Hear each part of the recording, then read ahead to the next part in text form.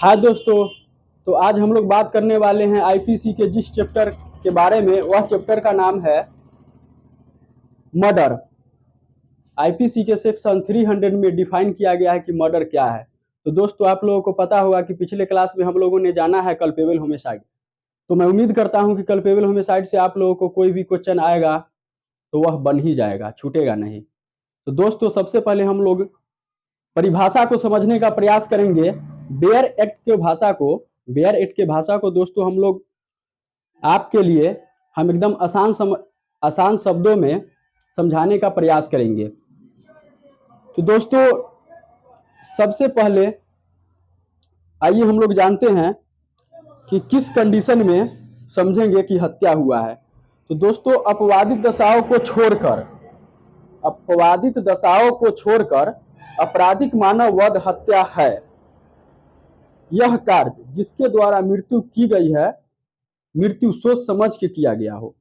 तो दोस्तों ऐसे समझेंगे, अपवादित दशाओं को छोड़कर जो कार्य किया गया है और सोच समझ के विथ इंटेंशन, सोच समझ के जो कार्य किया गया है वह हत्या है।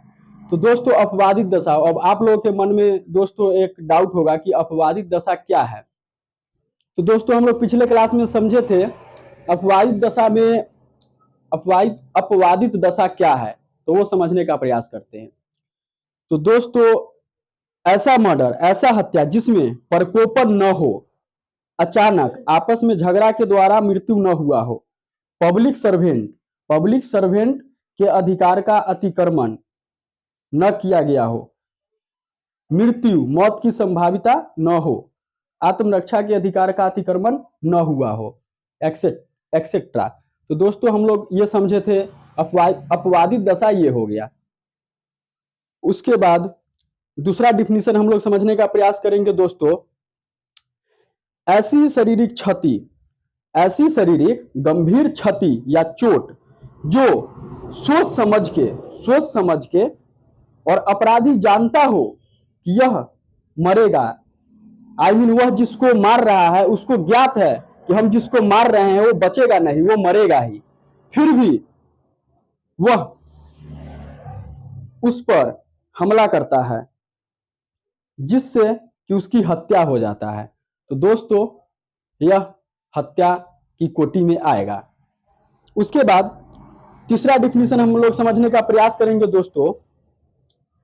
कोई व्यक्ति सोच समझ के किसी व्यक्ति को जिससे ही उसकी मृत्यु पर्याप्त हो, जैसे कोई व्यक्ति सोच समझ के किसी को ऐसा गंभीर चोट कारित करता है जिससे उसकी मृत्यु हो जाती है। तो दोस्तों यह चोट बहुत ही गंभीर होना चाहिए और उसके नॉलेज में होना चाहिए कि उसने जो कर रहा है उससे अगले आदमी की मृत्यु हो जाएगी, वो बचेगा नहीं, वो मरेगा ही। फिर भी दोस्तों वह किसी से तलवार से उस पर वार करता है तो वह हत्या की कोटि में आएगा। उसके बाद नेक्स्ट परिभाषा हम लोग समझने का प्रयास करेंगे दोस्तों। एक होता है कि सोच समझ के तैयारी करके प्री प्लान से किसी को मारना।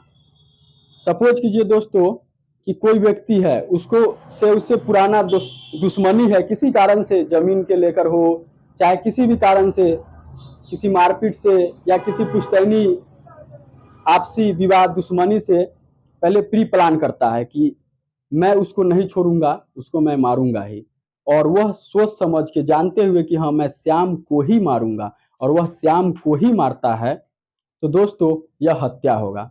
अब दोस्तों हम लोग समझ गए परिभाषा, हम लोग समझ गए दोस्तों।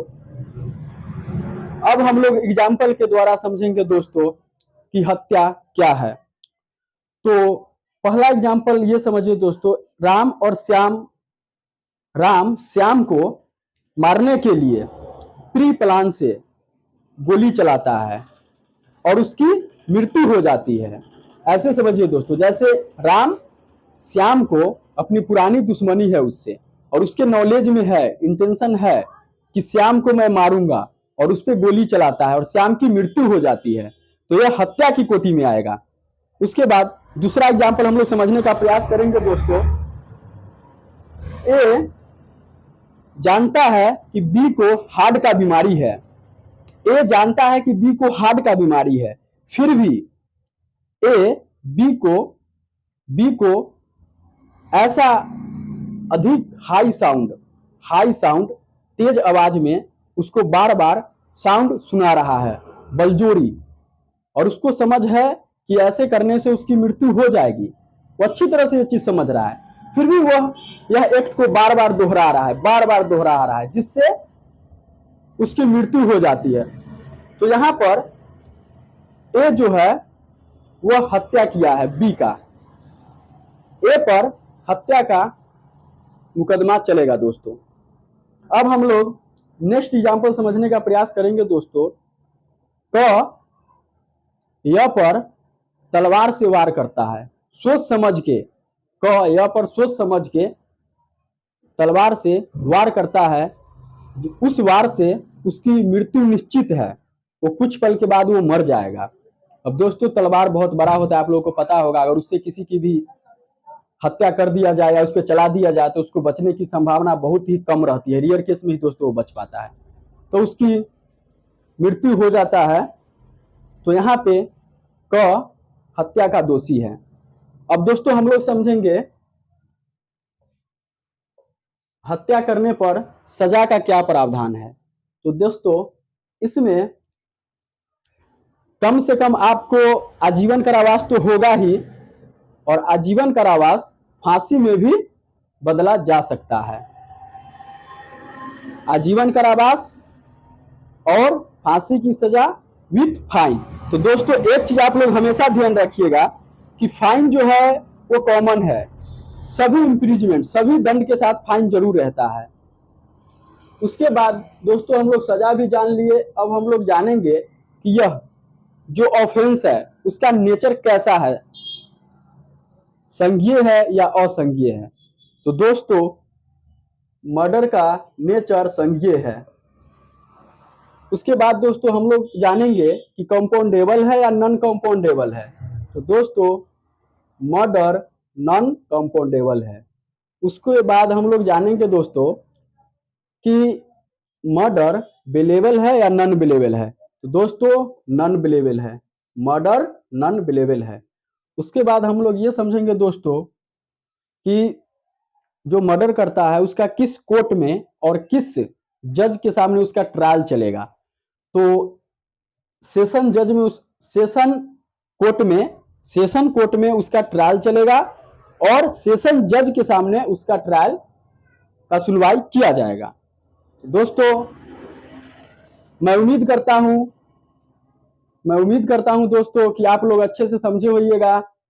और आप लोग एक चीज समझा दोस्तों कि इसमें हत्यारा के पास कॉमन इंटेंशन नॉलेज होना चाहिए, तो ये कॉमन है दोस्तों।